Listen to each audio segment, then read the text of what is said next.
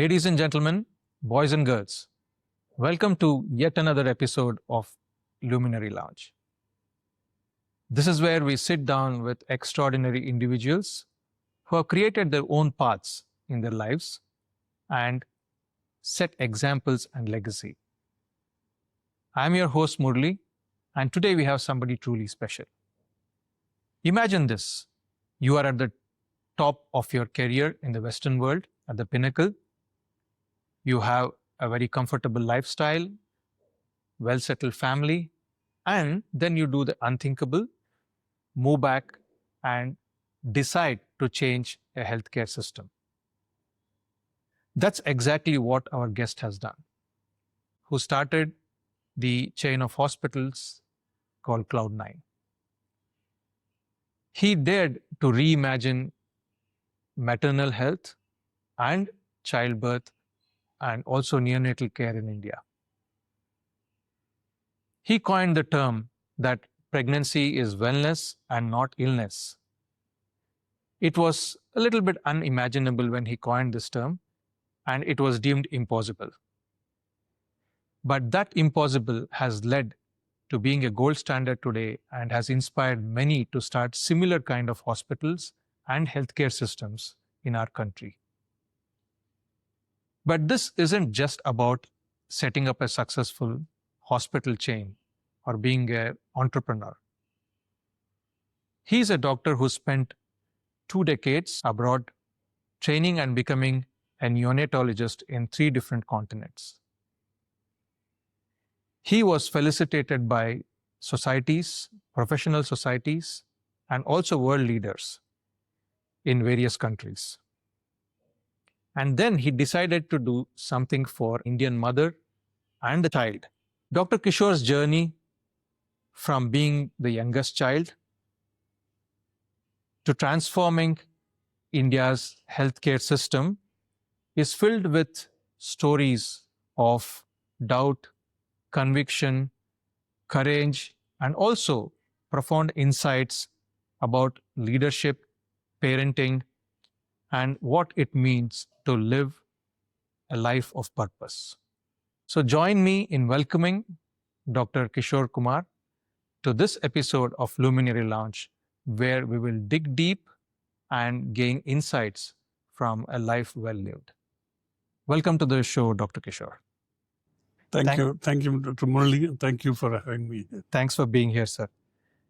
As I mentioned earlier, it's a journey that's definitely worth visiting, and there are a lot of insights to be gained in our conversation.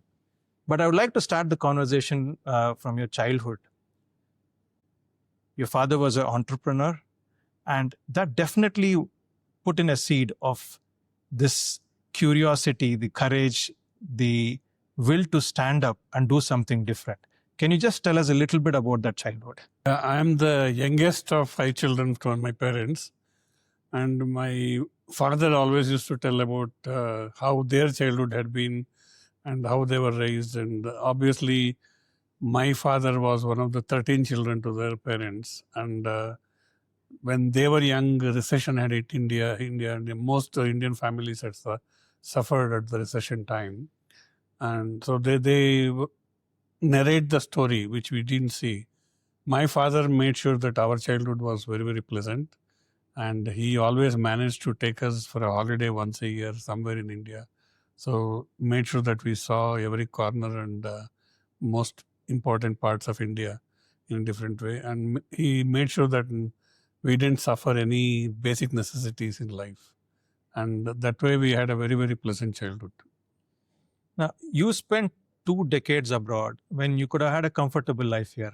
You finished your post-graduation from India, so you're very well qualified to be a pediatrician in India. But what was that push that actually made you go abroad and then move across 2 or 3 countries to train everywhere? It's, I think it's my inner desire. When I finished my post-graduation from Davangere, I worked under a lady called Professor Nirmala Kesari. She was a very, very, very luminant person. And when we studied, she was the highest qualified pediatrician in the whole world at that time. Okay. And she remained a spinster until her death recently. And she was a big inspiration for quite a few of us. And though she had opportunities to settle down in the UK, USA, she always came back to India and was a great teacher. And when we did our post-graduation, one of the things which struck me was whole world had started talking about neonatology. And I finished my MD in 89, and there was no specialization called neonatology in India at that time. So I wanted to see how neonatology is evolving around the world. And that's why I decided to go abroad. And when I left for UK in 1990, I was single at the time, not married. But my father was insistent that I come back, and got married to my wife. And my father-in-law's first words were, "If you're one of those people wanting to settle abroad, don't get married to my daughter." So there was a pressure on both sides that we wanted to come back. And initially I left India thinking that I'll go only for 2 years. But once I left India, I realized the system is so complex. And initially when I went to England, I realized that the training program is different, and you have to get into the training program to work in teaching hospitals. So I got into the teaching hospitals, which was a training program for 2.5 years at that time for post-MD people. So that's why I landed up staying for longer than necessary in UK. And once I finished my training, then I got a consultant job in UK. And all my friends and my mentors told me I'm the youngest Indian to get a consultant job in UK. But having seen the UK, I felt I needed to see other parts of the world like US and Australia before I come back, because my interest was definitely come back and do what we wanted to do. And that's how I landed up going abroad, and I got probably stuck in Australia longer than I thought I will be. Now, going back to your childhood, you do mention that you are pampered. At the same time, I think your parents gave a lot of independence for you to choose what you wanted to do. Now, how has this influenced your decision making, either early in life or later as a parent yourself? It definitely had a lot of impact, because I come from Kollegal, which is about 100 kilometers from Bangalore South. And I come from a family where my father's brothers, children, everybody were getting married at 18 or 19. And my mother was quite insistent at that time, tolerated the pressure from her in-laws, saying that every child should be a graduate at least and stand on their own legs before they get married. And my mother herself was a gold medalist in Bangalore University in 10th standard. Okay. So she pushed everybody to become graduate, and it was her desire that one of us become a doctor. So in that sense, it molded us from the day one. And I remember my childhood, every day she allowed us to play from 5 to 7 p.m. And 7 p.m. we were supposed to come and sit and study, at least until bedtime. Okay. And most of the time we used to sit and study until 9 p.m. and then sleep at the 9:30. So my parents had created a structured program for us, but they also encouraged a lot of play and game and enjoy other things. To a certain extent, in the holidays, we always wanted to do something. And I actually did a certified course in Ayurveda, certified course in homeopathy, all this in 10th standard, because we were looking for something. In 10th standard? 10th standard. Okay. So there was always something stimulating for us to do and encouragement us to do, rather than just sitting and whirling the time away. That's a wonderful message there. Now, many people talk about finding their North Star, right? That, okay, I need to work towards this purpose. Now, you did mention that in your early training, when you're doing post-graduation, you did have this, I think, spark that neonatology was probably the North Star that you're looking at. But going back to how the medical care was during, say, late 80s, when we were training, with so much of preventable deaths in India, and then moving to the West, where you saw the standards of care were completely different. Was there a moment of awakening that, yes, this is my North Star? After seeing all this, did it change or did it become, crystallized? It did, because see, I had great teachers in my post-graduation in Davangere. I told you about Nirmala Kesari. We had another great teacher called Kulkarni. Now, most people do study medicine or MD without much. But in Davangere, I was sort of learned a lot of things. One is social pediatrics. One is research in pediatrics to improve quality care. One is academics, especially Kulkarni was very, very academic, publishing papers. So at a young age, we felt the need that we had to publish our work, otherwise no recognition will happen. Of course, along with that, we learn medicine. But post MD, I worked for 1 year in Mysore. At that time, we saved a baby who was 780 grams. Okay. This was in 1989. 1989. And I didn't realize when the baby was saved 780 grams. So that was the smallest baby at that time that had been saved in the whole of India. Okay. So immediately I was printed across all print media. I was interviewed in electronic media those days, saying that, how did you manage? But I had that inner fear. Did the baby survive on its own? Or did I put an effort to make this baby save? If somebody had asked me to replicate that success at that time, probably I didn't have the confidence. And probably that was the North Star. I said, I need to have this confidence to replicate this success in future for whatever purpose. So my determination to go abroad was even more crystallized. And I said, I have to save these babies and I have to become more proficient in this rather than being a chance. Now, this is something that we explore in depth in our podcast, because many of the luminaries that we have interviewed have this shift in their career in life, which is quite profound. And I think the second shift that you had in your career was not just staying as a neonatologist or a pediatrician, but deciding to change an entire system. Now, is there any story behind that as to why you decided to actually do something bigger than just being just a pediatrician? Yes, that's a very important question, because what happened is, as I mentioned, when I went to UK, I worked only in the teaching hospitals. And what you realize is teaching hospital is a place where a lot of tertiary referrals come. So naturally you would expect more deaths because complicated cases are treated. And when I started looking back, I hardly saw any deaths. I mean, the only deaths I saw in my Western world is congenital anomalies. There are no deaths due to sepsis, there are no deaths due to birth asphyxia, those sort of things, which is so common in India. And I used to be academic and I used to come and give lectures in Indian conferences every year. And whenever I spoke about, this standard of care, people used to say, oh, that can be done in those countries, not in India. India is different. So I felt I needed to change this perception that India cannot do saving babies or saving the mothers. Having said that, my own extended families, I saw 2 mothers die. When a mother dies in a family, that becomes a paralyzed family. Yeah.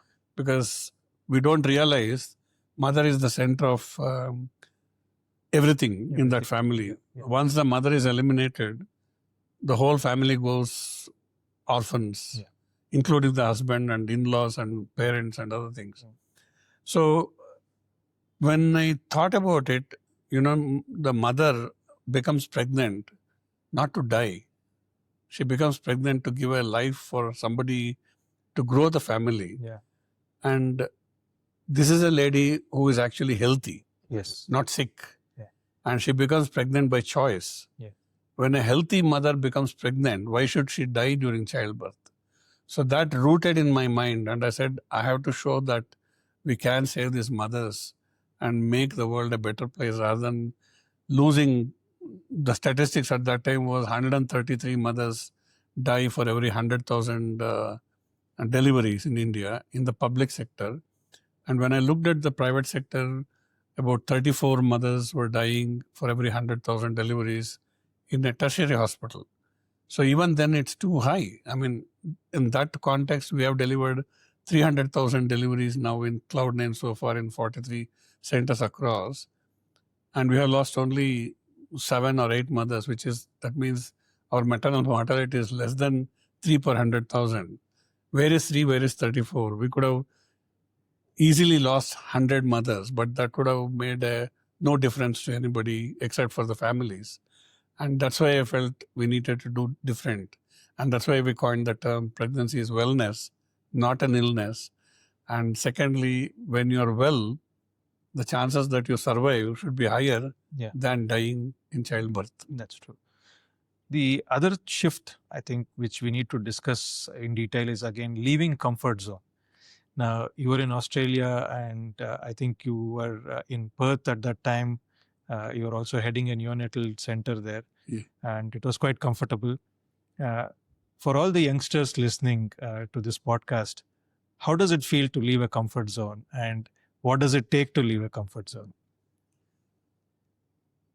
That's a very, very difficult question. And I think a lot of youngsters do ask me what made me. I think 2 things. My family bond was too strong. And every year I used to come home. And every year my parents used to ask, when are you coming back? And my wife also is the youngest in our family. And their family also asked, when are you coming back? So the family bond was one important factor. Secondly, when you grow in the West, you realize that you may achieve a lot, but you are lonely in that sense because you don't have the extended family there. And my children were growing up not knowing the grandparents, not knowing the cousins. They knew once a year we used to come, but the rest of the year they would have forgotten. And communication was not like today, wherein you can pick up a phone and call on WhatsApp video or FaceTime. So one is extended family and family bond. Secondly, I felt I had achieved the pinnacle in the West, and it was time for me to do something for my country. And having acquired so much of knowledge, if I had not given back to my home country, I would have felt it was useless. So a lot of factors is taken into consideration. But as I said, each person's decision is different. And definitely the desire we wanted to do something for the country was much higher than continuing comfort life there. And I've heard somewhere on the gossip lines that former President Bill Clinton played a key role in this decision. Is it true? Yes, it is true, because we were thinking that we will come back, and every year we were postponing because, when you're in the comfort zone, it's not easy to take a decision. Next year. Next year. When I got felicitated by Bill Clinton, he asked me where I am from. And I said, I'm from India. And he said one thing, you're from India, but why are you in Australia? India is the future of the world next 100 years. And the middle class population of India exceeds the total population of US. It's time for you to go back and do something. And that sort of reinforced my thought process and said, let me go and give it a shot. If it doesn't work out, I can always come back to Perth. That was the thought process. And betting on that tagline, pregnancy is wellness or not illness, probably was not too easy during that time. What was the conviction behind that tagline? You did mention that you wanted to change the system, but to come back and have that conviction to actually bet everything, you moved the entire family and you started something completely new. What was the conviction behind that? The conviction was, childbirth is a happy occasion. And I felt that when women deliver in a multi-speciality hospital, you could be lying next to somebody with renal failure or a fracture healing, or somebody who is dying due to transplant failure or something like that. And people who have had a childbirth will feel guilty to celebrate. And it's like a celebration. And that's why I felt childbirth should be separate. That was mooted in the concept of having Cloudnine, a dedicated mother and baby hospital. That's number one. Second thing is, when I moved from UK to Australia, UK at that time was not saving the premature babies less than 28 weeks. This was in 94. Yeah. Whereas in Melbourne, Monash Medical Center, they had specialized in saving babies 24 to 28 weeks in 94. Okay. So I had special training for 2 years under Victor Yu, Professor Victor Yu. He was one of the world authorities in saving premature babies between 24 and 28 weeks. So that training continued with me for some time. So it had almost been 12, 13 years, and I had been involved in saving the babies less than 28 weeks in Australia. And in India, the viability still even today is defined as 28 weeks. And I saw quite a few of my extended family and extended friends' families losing babies who are premature because there were no facilities to care for the babies. So I felt, having acquired the training which I went for and having the knowledge which I have that saving the premature babies is possible, I wanted to give it a shot to see whether we can combine the two and have Cloudnine under one roof with the mother and baby providing excellent care for babies and excellent care for mothers. But the passion and the conviction we had, it took us really quite a few years to convince various people, but we did it eventually. So also I was reading a little bit about the journey you had with Cloudnine, and the employees seem to be very happy with very high satisfaction rates, and there are multiple, I think, job market related websites which also rate Cloudnine as one of the very happy employers to be working under. So I'm sure this is more than just policies. Can you just elaborate as to how you create an environment of happiness for people to work, especially in a sector which sees a lot of burnout? Yeah. One of the things which we learned when we started Cloudnine was the nursing attrition in the industry as a routine was about 22%. And when I looked at why the attrition is very high, is the nurses were being paid very less and nurses were being taken for granted. And we call Cloudnine as a family because we wanted everybody to enjoy. So we focused on improving their remuneration and the care they are given. And when you look back, 18 years back, I'm not being critical of anybody, but as a general rule, the accommodations that were provided for the nursing were below par. And so we started looking at wholesome, not only improve their pay scale, provide a good quality care, because most of the nurses are coming from interstate, and for them it becomes a family here. And whenever we were on night duties, we have done night duties, I'm sure you know. Yeah. Staying awake between 2 and 3 a.m. is very difficult. Yeah. And one day when I came for the night duty, I saw one of the nurses sleeping on the desk. Then my immediate gut reaction is, they need some coffee. So we started providing coffee and biscuits twice in the night to cater for the nursing well-being and to keep them awake. And I think that's how small things like that made them feel that we are part of the industry and the hospital and family. The best example I can give is probably pandemic. Pandemic, what happened is everybody was frightened of working, even though we had a PPE kit and various things. Yeah. And one of the policies what we did in pandemic is we assured every nurse who comes from interstate that will take care of their bills if they become sick with the COVID, irrespective of how much is the bill going to be, whether insurance covers or not. And that gave every nurse and their families quite a lot of reassurance. And in fact, we landed up incurring a bill of about 25 lakhs across Cloudnine for various employees when they got hospitalized for various intensive care treatment and other medicines. And we absorbed the cost. And that made the nurses work through COVID without any hesitation. Otherwise, we would have had a significant shortage of staff.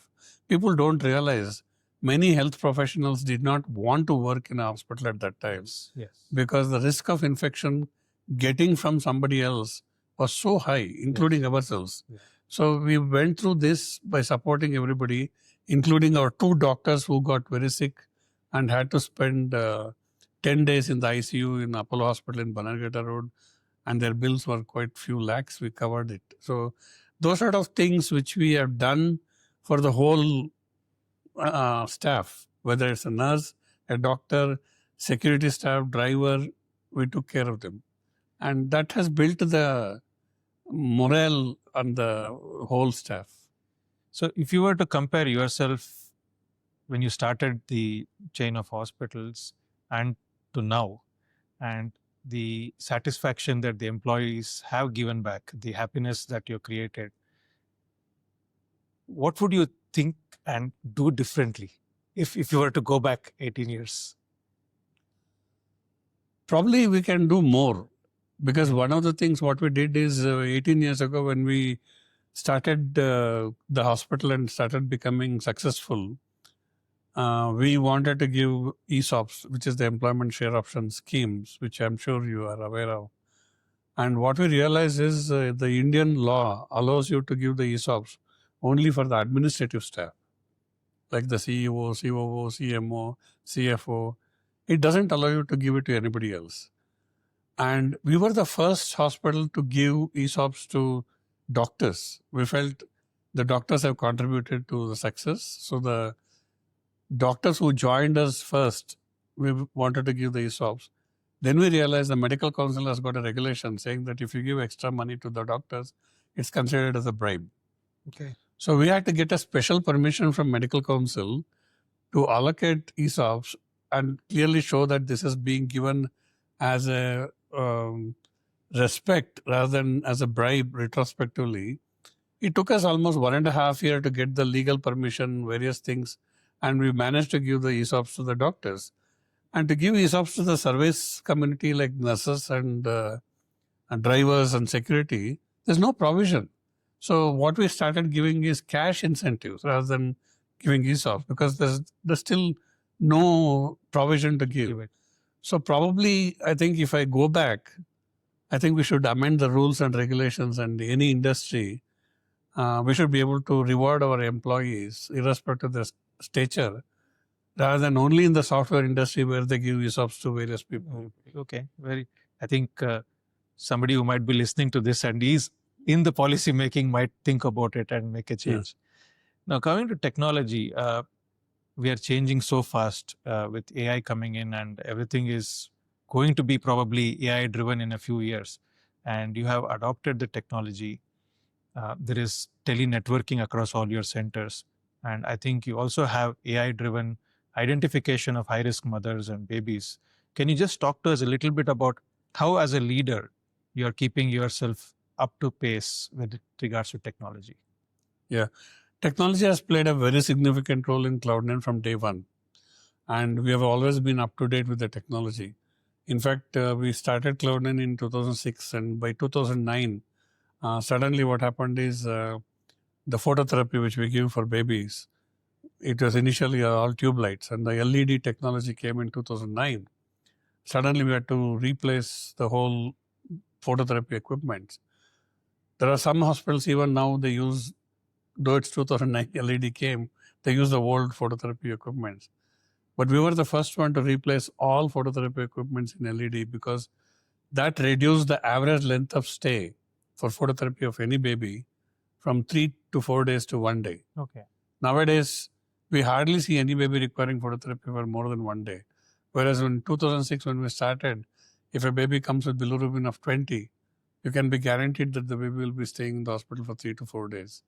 So that way we have acquired and adopted technology from day one. Coming to AI now, AI has been in the news for quite a number of years now. And we started building a team to look at AI incorporation in many ways. When I talk about AI, I feel that I should tell you that AI can be incorporated in many different ways as an entrepreneur or as an academician or a researcher. So we have incorporated in all the areas, starting from, as you mentioned, patient care. We have AI driven to see how much Identification. patient is waiting for. Yeah. Like if they wait for more than 10 minutes, it gives an alert. Okay. Similarly, we have used AI in academics. We have done research and we have shown that AI analysis can help us to identify babies who are septic in 24 hours rather than waiting for cultures for 72 hours. In that way, we can save more newborn babies. And that we have just published that paper in a new journal. Now, for the last 1.5 years, we have used AI incorporated into the hospital management system, or we call it as a HMS, and it can actually predict which are the mothers who are going to go into premature labor. And that can give an alert to the treating clinician to say whether this lady is at high risk of prematurity. In that way, they can take more care than just a routine care. So in that way, we have incorporated AI at every level, whether it's research or academics or administrative issues. And we are looking at, if you go to airport now, your face identification sends you inside. Yeah. So we're looking at adopting that technology when a patient comes in. Instead of standing in the queue and paying the receipt and other things, they can pay online, they can walk through. And that walkthrough technology will also alert the clinician saying that there is this patient who has walked in, and we will also alert whether there is a VIP patient or anybody else who is waiting and other things. So hopefully we should be able to do more in the quality care than what we are doing with the AI adoption. Wonderful, actually. Now, coming to entrepreneurs, now there are a lot of young entrepreneurs with a lot of dreams. To convert that bold dream into a concrete strategy and then execute it, I think is a very key aspect of how you become successful.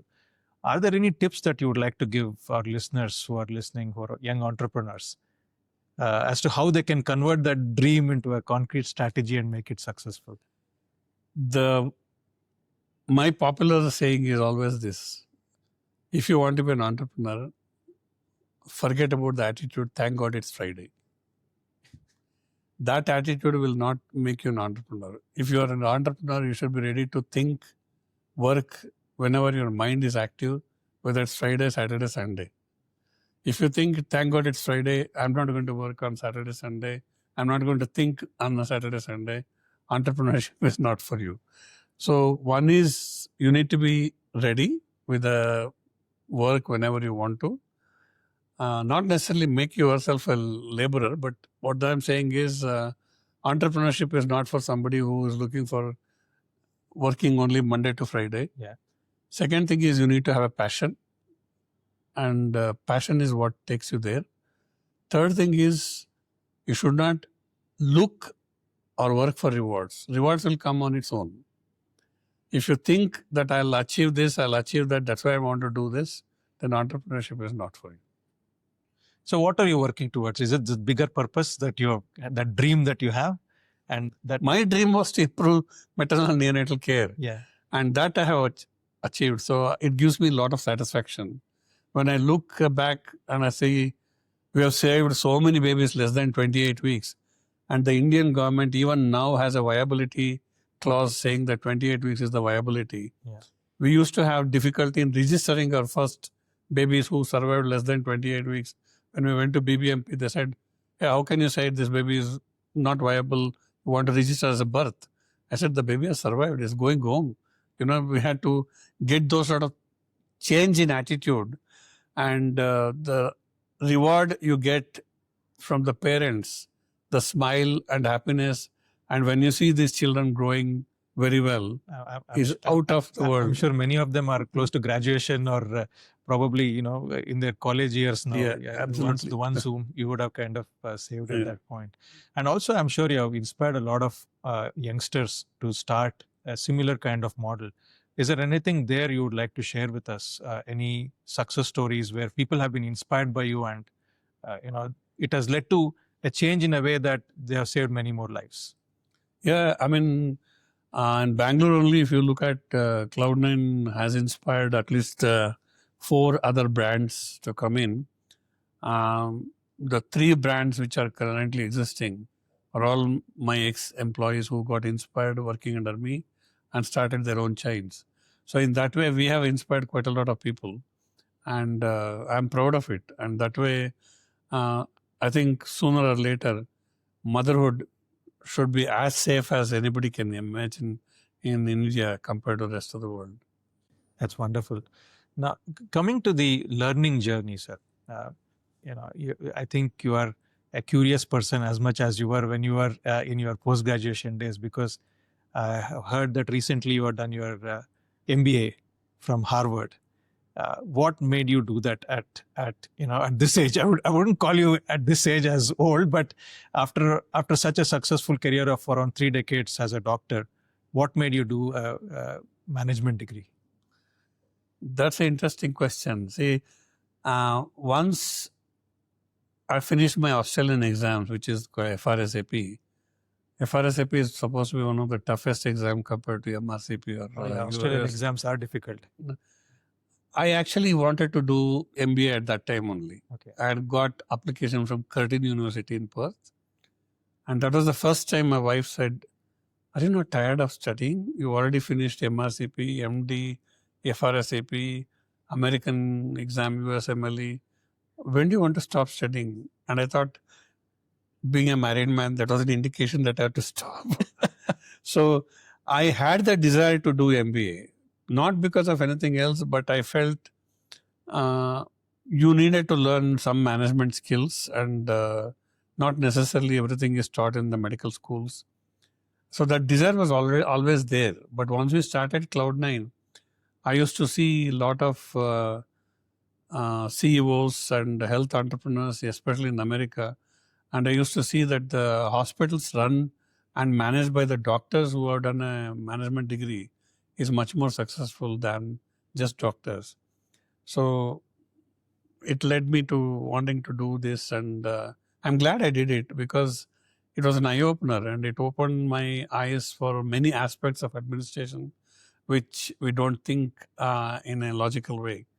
And so it definitely widened my experience, and I'm glad I did it. And I thoroughly enjoyed that MBA from Harvard. So how was it like to be a student back again?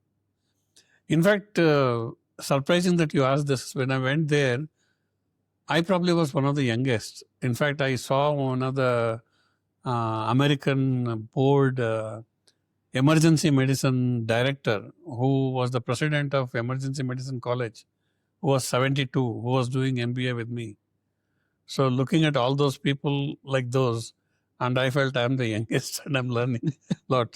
So no, it was interesting because it was a batch limited to 50 people, and out of which 40 were doctors and who had been head of the department or head of the institution for a few number of years, and they wanted to improve their administration skills, and that's how they had come in.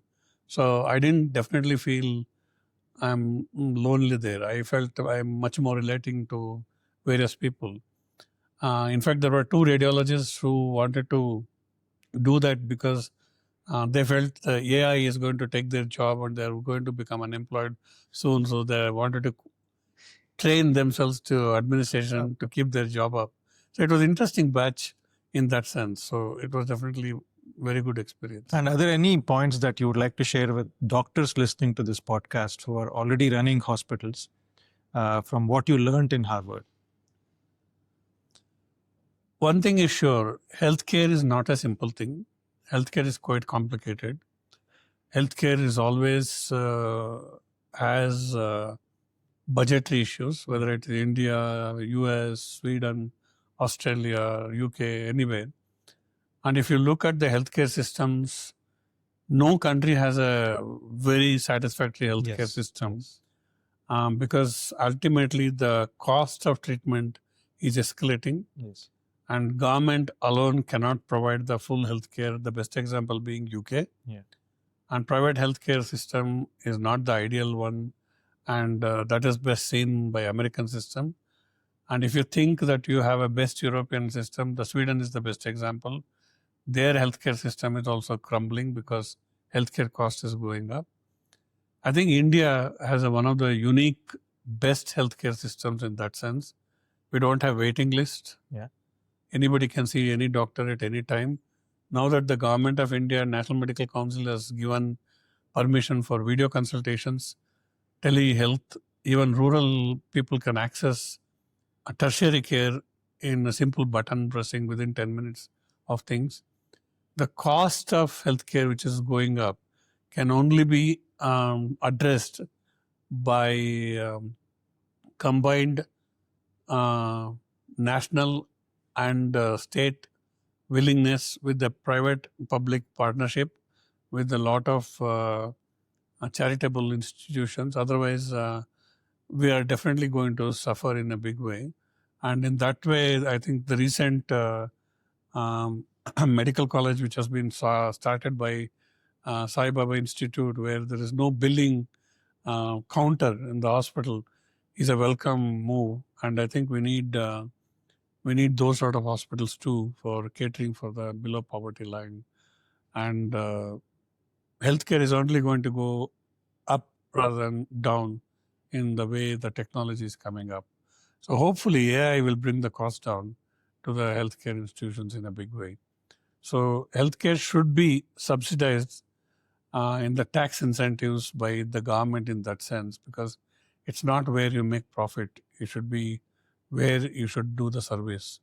Hopefully, many entrepreneurs like us will join together to change the perception of the healthcare industry in India, both at the government level and also at the private level.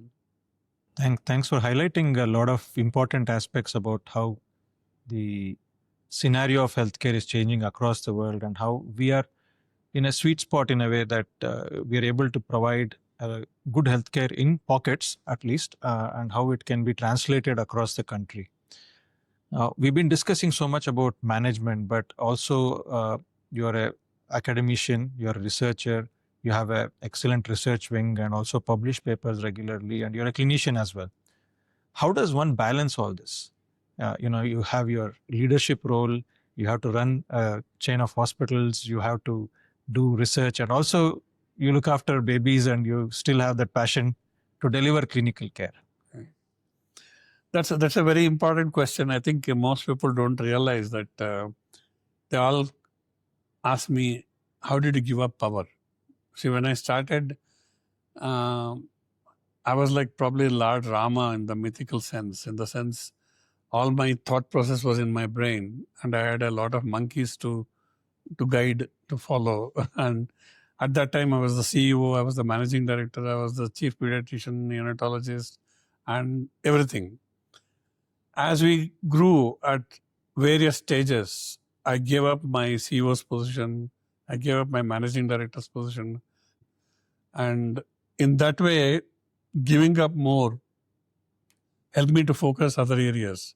First 3 years, we were so focused on clinical work. There was hardly any time to relax. After 3 years, once I started giving up one by one, I could focus on other things. So it's a balance of everything. You have to prioritize one over the other. And once we trained a lot of people, you really become like Lord Krishna. In the sense, you become a Sarathi. You didn't do anything, but you guide Arjuna or Bhima or anybody. So it really becomes like that. And now that you have so many leaders we have created, the whole thing runs on autopilot mode. And all that you need to do is inspire and create more leaders rather than create more followers. And that's the way you have more time. And definitely you can do various things.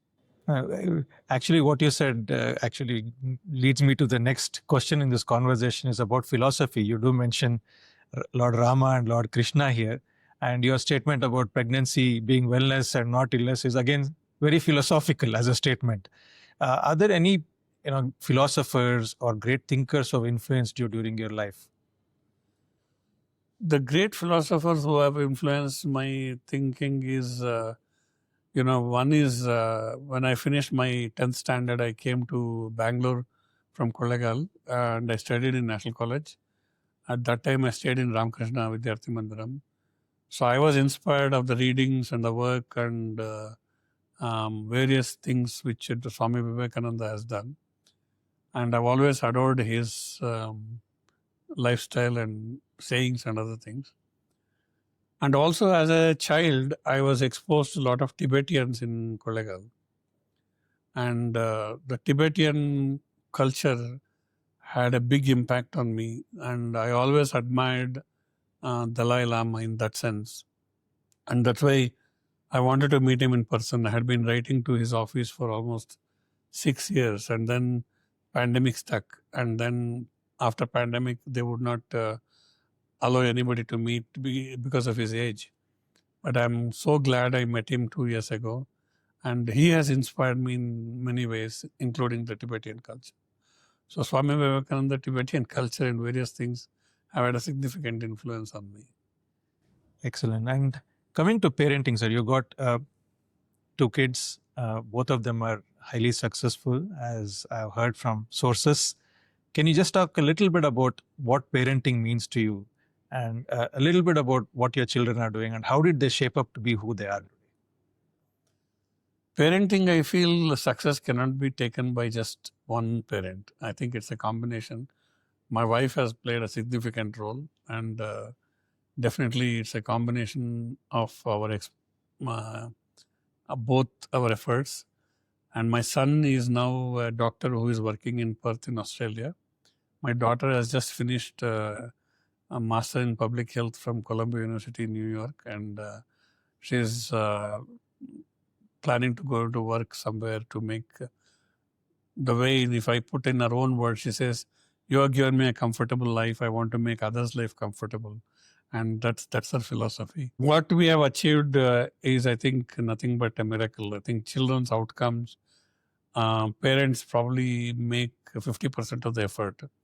The remaining 50% comes down from the community they're exposed to. In that sense, we probably made the right decision to come back to India, because I think my family had a significant influence on them. And they learned a lot by coming back to India. Retrospectively, I think that was a good decision. But when we came back to India, initially, my son was 13 years. So for him To adjust from Australia to India was a big challenge. Yeah. And fortunately, he did not revolt, but it was not an easy adjustment for him. It took almost 3 years for him to get adjusted to the system here. And fortunately, both our kids did extremely well. And we promised them that we will take them back to Australia every year, because when we were in Australia, we used to come to India once a year. So we used to take them back to Australia once a year, which I'm not sure whether it's a good thing or a bad thing. That created more attachment to them. That's why my son wanted to go back to Australia. So he's gone back and settled working there in Perth now. My daughter definitely feels that both Australia and India are her home. She can't decide which one is her.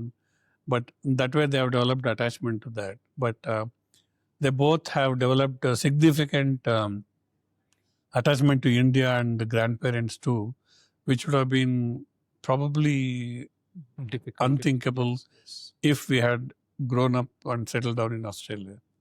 So I think the family influence and the country's influence, the culture influence, and your home environment all plays a significant role, not just parenting. So maybe thinking back retrospectively, we did a good job by coming back, and so they turned out to be good. The other question regarding parenting which I have is, how do you guide them at the same time let go of them? That's a very, very good question. I think there are lots of examples, and I think the famous Narayan Murthy's wife, Sudha Murthy, has written a book, Children Not Your Property. So when you read that, it hurts that as they grow older, you let them go. But that's very true. And if you see, they have their own life, they have their own thinking, and the current generation thinks much more differently, rationally than our generation. Yeah. And the generational gap needs to be understood rather than anything else. And if you understood the generational difference, the coping mechanism becomes much easier. The traditional parenting is where we grew up, where we did not question anything what our parents said. Yeah. Whatever our parents said is the rule of law, Yeah. and we followed that. Yeah. That doesn't apply to the current generation. So it's a partnership, and you have to respect them. They have to respect us. And once you learn that trick, and I think parenting becomes much easier. Very well said. Let's kind of move to this definition of success. By all measures, I would call that you have been successful and you have set an example for many around you. But has the yardstick or the definition of success changed within yourself as you have moved in your career to where you are now? That is something which I don't think of. See, in fact, my wife says to my children, be like Papa. Don't think of the consequences. Just do what you want to do. Be focused on what you want to do. I don't think of success to do something. I just do what I have a passion for.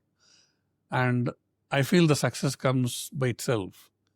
Now, the question is, what brings you success is, I think, as long as you make a difference to somebody's life, then that it is a success. And there is still a lot more we can do. Not necessarily we have achieved the pinnacle. And we have made a difference in just one section of population. We still have a lot of difference we can make in below poverty line and in rural areas where the healthcare infrastructure, healthcare facilities are much more difficult and much more concerning, I would say. And there all we need to make a difference because India is a huge country and the potential to do more is huge. And the other thing about success when we talk about is how you have played different roles and how you played them well. Are there any life hacks, any practices, any mindset, I would say a priorities, whatever you have, that has led you to be successful in whichever role you've taken? This is for our listeners who would probably want to pick up a few tips from you as to how to be good at what you do. I know you've spoken about passion, you've spoken about how to follow what you actually believe in, but is there any specific practices that you have? I think you have to be true to yourself. When we started Cloudnine, I was approached by quite a few middlemen, quite a few doctors from surrounding areas saying that we will refer the patients to you. What commission will you give? I was adamant that I'm not going to get into this sort of things. And a lot of people threatened me saying that you will not succeed if you don't pay commission. We stuck to it and we never paid commission. And we have been very successful. So if you stuck to your principles and you stick to your principles and do your work honestly, I think rewards will flow easily. And that's very important to understand. You don't have to be anybody's slave to achieve whatever you plan to achieve. And that's very, very important to follow the dream and follow the principles, not necessarily get into the mud or the polluted water to achieve things. And what are you learning nowadays? I mean, with the learning mindset that you have, what is that you're learning that is exciting you now? Anything new, anything that... For me, the learning now is a clinical research. And what I feel is we have a lot of clinical material. And in India, the publishing attitude by health professionals needs to improve. We should not follow blindly the policies laid by other countries. Yeah. The best example is, last February 2024, in American College of Obstetrics and Gynecology, there was a huge editorial talking about DHA preventing preterm births in all over the world. And we were halfway through the research and we realized that doesn't apply to us. We did a research in Cloudnine and we just completed the research just last month. We're writing it up. And the DHA shows reduction in preterm births to the extent of 45 to 50%. Can you just explain DHA, sir? Because many of our listeners might not. It's basically omega-3 fatty acids, which is like fish oil, which if you give for a pregnant lady, it reduces the preterm births to 45% in countries like UK, USA, Australia, New Zealand. So they have made it a routine policy to give omega-3 fatty acids to pregnant women. And if that is true, India has the highest preterm birth rate per capita, not because of the population. Our incidence of preterm birth is almost 15%. And I thought, this is fantastic, you know. So that's why we wanted to study. But what we found is it's not effective. We even gave high doses of DHA to our pregnant women, and it made no difference. So what it means is genetically and otherwise, we are a different kind of population compared to the Caucasian population or anybody else. Fortunately, the similar sort of results has been found in Chinese also. So what it means is probably Asian population genetically are much more different than the Caucasian population. So whatever protocols and policies they have in UK or USA, we should not blindly follow for Indian population. We need to do our own study, publish our research, and that's where our healthcare people will make a difference. We have to publish our own experience. We have to do our own research, and we have to make our own protocols and policies to make a difference to the healthcare we are doing. I completely agree, because talking to a few of the researchers, especially in the AI field, in medical research, they are speaking about how AI models will probably be modeled on the Western data and not on Indian data, and probably even on Chinese data. So I think what you said there actually, is quite an important point, especially to note at this point. On the same or a similar note, if a young doctor is thinking about having to stay back in India or going, say, to the UK or US or Australia, what message do you have for such a young doctor? I think going abroad will broaden your mind and horizon, but you need to come back to your roots and serve the country. And there is no other country like India. India is a huge country with a population of 1.4 billion. So the opportunities which you have in India, you won't get anywhere else. And you may lead a cushy life somewhere else, but that's all relative. In other words, the satisfaction which you get here in treating your own population and success, what you see with your own people, is much more rewarding than working somewhere else. And looking ahead as a next frontier, you are so hopeful about India doing very well, and we just spoke about it. What is it that is exciting you in our country, the next frontier in healthcare? The thing is, India has a population of 1.4 billion people, and we have not even touched the tip of the iceberg. The healthcare revolution is just started. And we have seen that international players are interested in healthcare and industry in India in a big way. That's why the funds have started flowing.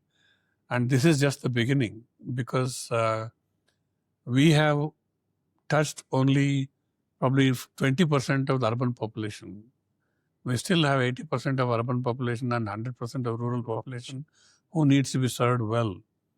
So the potential for healthcare industry is unimaginable. In fact, McKinsey in the last report said maternal and neonatal care is worth about $80 billion. And that was just last year. 3 years ago, they had estimated this value to be $57 billion. So in just 1.5 years, the valuation has gone up from 57 to 80. This is all prediction.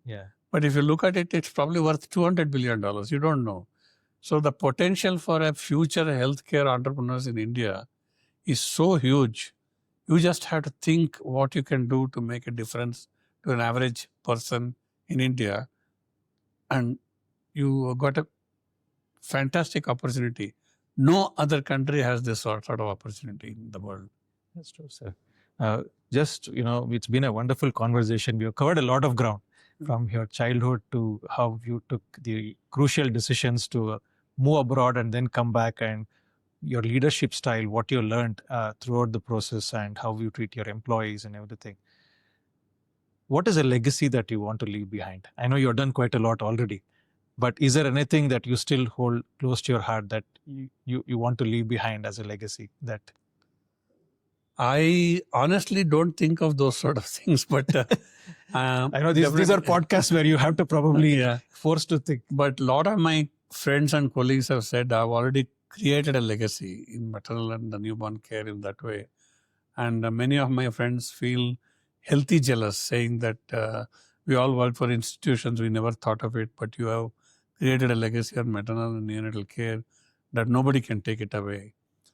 I feel that I still have a lot of energy and I want to improvise healthcare for other sectors too, not necessarily.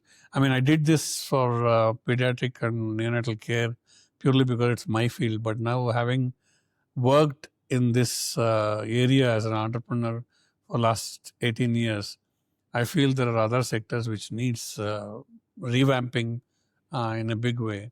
As I mentioned, the opportunities in India is huge because we still have 80% of urban population and 100% of rural population to make a difference. So what's next, we'll wait and see. Well, thank you, sir. I would just like to wind up this conversation with a couple of rapid fire questions, if you don't mind. Sure.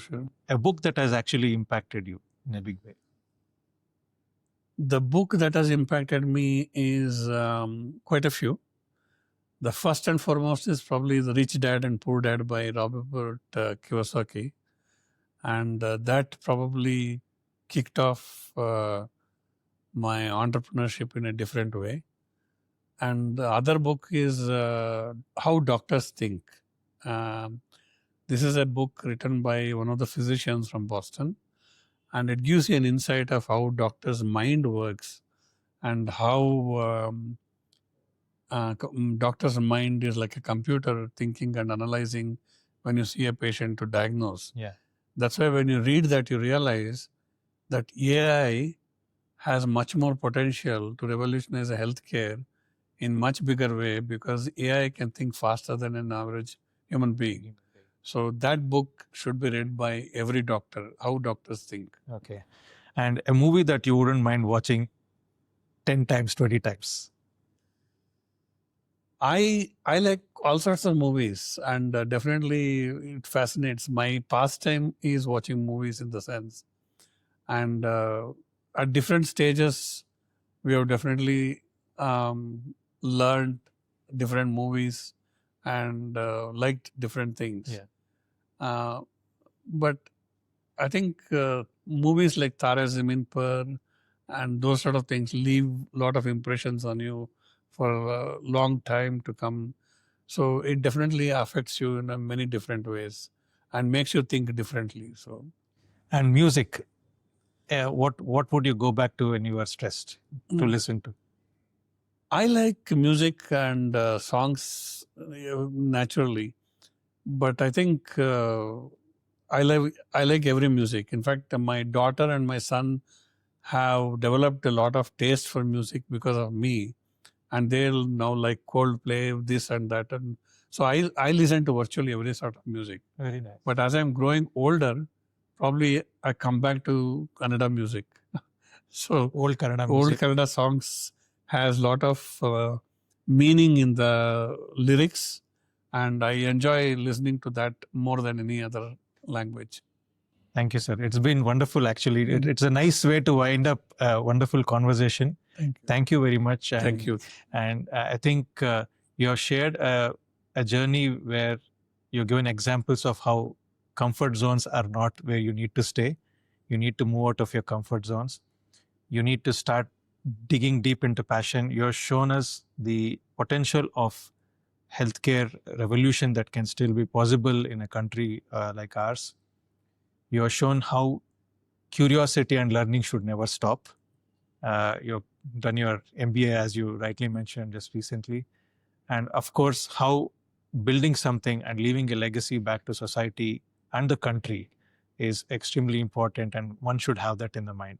So thank you very much, sir. Thank you. Thank you very much for your Thank you. time, and definitely you seem to have done a lot of background research and spent a lot of time preparing the questions. Thank you. Really Sir. appreciate it. Thank you. So to all our listeners, I'm sure you have enjoyed the conversation. It's been an inspiring one.